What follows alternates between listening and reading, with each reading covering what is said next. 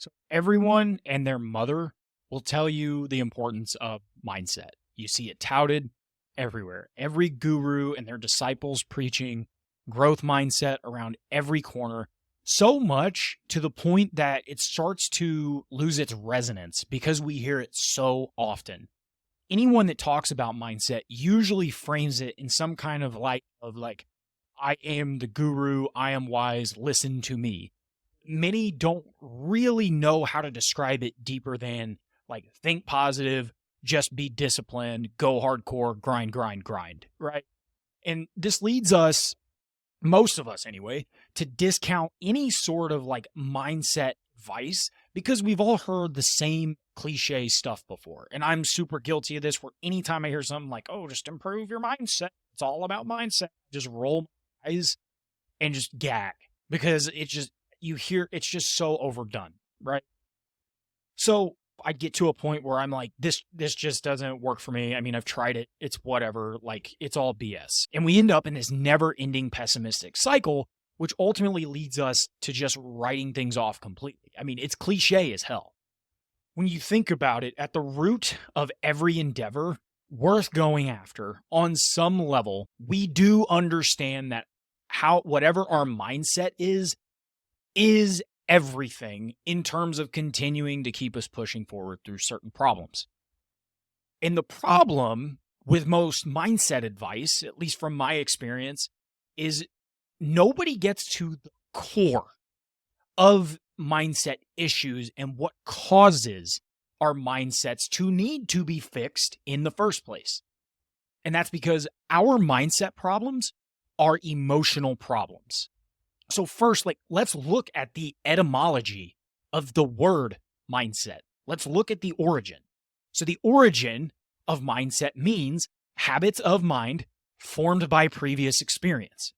This means that our mindset is a set programming of our mind based on previous inputs from our day-to-day experiences. In every waking moment, your brain uses past experience organized as concepts to guide your actions to give your sensations meaning. When the concepts involved are emotion concepts, your brain constructs instances of emotion. Dr. Lisa Feldman Barrett, from her book, How Emotions Are Made. Our emotions are constructed based on the things we experience, as well as the thoughts that we attach to those physical feelings in our body. And this is the core of the theory of constructed emotions. Now, the brain and body at any particular point can basically be broken down into like, do we feel pleasurable or do we not?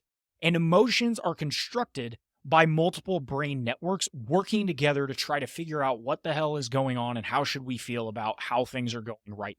And the things that go into this construction include how we feel within our body, the concepts or the mental representations we give to abstract ideas in order to class things together in the world. Think like gratitude. We have an image in our minds of what we think gratitude is, and you probably have an image in your mind of how that looks to you. And our social reality. So this is how we interact with others in our outside world and the terms that we all agree upon of what certain emotions might mean. So interoceptive predictions, or basically how we think we feel, provide information about the state of our body and ultimately produce basic affective feelings of pleasure, displeasure, arousal, and calmness. So those concepts that I have highlighted are basically culturally embodied knowledge, which is basically what our culture says certain emotions mean or what we all agree upon what those words mean. So our social reality provides the collective agreement and language that make the perception of our emotions possible among other people in our culture so that we can share our feelings and our experience with others. So with all of that, our mindset clearly has quite a bit of inputs that has developed how we think to where we are now.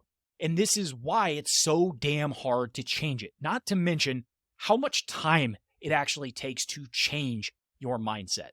So every time we feel an emotion, or have a negative thought or a string of time where the quality of our thoughts are maybe counterproductive to what we want, our brains are pulling from all of these other past experiences and rearranging those things in order to make a prediction of how we should feel now. And these predictions are based on how we have reacted in the past and more or less whether or not we continue to stay alive. Because a lot of this biology that we have it's not caught up to modern culture now. It's still based on the whole like fight or flight. Like, did we survive? Is our body alive? That's all that our brain cares about. So our system in our heads, our mind, was designed in a way to be able to solve problems and get ahead of them before they even happen. And this is where a lot of anxiety and overthinking can come from whenever you don't understand what's going on, why it can like basically run us and why we want to do things that we really don't intend to want to do. Or at least we tell ourselves we don't want to do it, but we stick to these bad habits. And the caveat, though, is our brains always want to conserve energy. And the main problem is our brain wants to solve is just how do we not die and how do we conserve energy so that we don't die, so that we can continue to survive and make better decisions. And the thing about the changing energy is changing our thought patterns and how we relate to the world and changing our emotional responses requires a significant amount of more energy than to just keep thinking the same thoughts. And this is why this is so difficult for us. And to change your mindset takes a hell of a lot of work and a lot of time in order to do it. So in order to change our mindset, we have to be able to associate new thoughts and what's happening or reframe our current thoughts to a more empowering way. So how do we do this? Well, one, it takes consistent effort and self-awareness. So step one, when you have a rise in emotions, pay attention to the physical feeling and label it as whatever emotion that you think it is, right? So if you feel a little bit stressed out or anxious, just give it a name. Just give it something. Give it a word so that you can actually conceptualize what it is in your head and start to work with it. Second, you want to sit there and allow yourself to actually feel the physical feeling. And this is important for actually processing our emotions and allowing our body to go through these physical sensations. Because a lot of times in our head, whenever we think of an emotion, we have a really hard time being able to grasp a concrete thing. But whenever we can start to, at least from my experience, whenever I could grasp how a certain feeling felt in my body, I was better able to process it and allow it to pass, and then in turn end up thinking more clearly. So step 3 is think about all of the ways that you can reframe that feeling to being a neutral feeling, or better yet, an empowering one. And this isn't about being toxically positive. This isn't about being overtly positive and lying to yourself and saying that there isn't clearly a problem. It's more so about so for me, I'll give you an example. So when I get super stressed about, finances, because that's like the bane of my entire existence. It's just dealing with just past stuff that I was just not knowledgeable about at the time, and I'm still paying for it. I just have accepted it. I could sit there and continue to be anxious about it and just tell myself how hard it is all the time and consistently reaffirm it. Or I could say something along the lines of, I am feeling anxious about my current financial state. This feeling sucks. However, is there a lesson somewhere, and do I know a clear first step that will at least bring me to a better point than I was yesterday? And normally there is.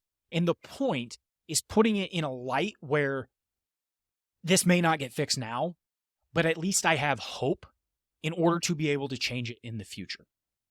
So step 4, just repeat that thought to yourself at least 5 times. Just sit there and talk with yourself. And you might have to rearrange how you word certain things, what you say, but just sitting there with it and working with it and molding it into something that makes sense for you is what's going to allow you to be able to process other emotions and ultimately gain a better control of what your thoughts are in the world, because then you are going to have a better tool set to be able to deal with any adverse problem you have and know that you can overcome it because you have already done it in the past, or at least you can, with some form of clarity, you have now to see that there is a way out. And it may not be immediate, but it is there. And if you just continue to take steps, you will get there.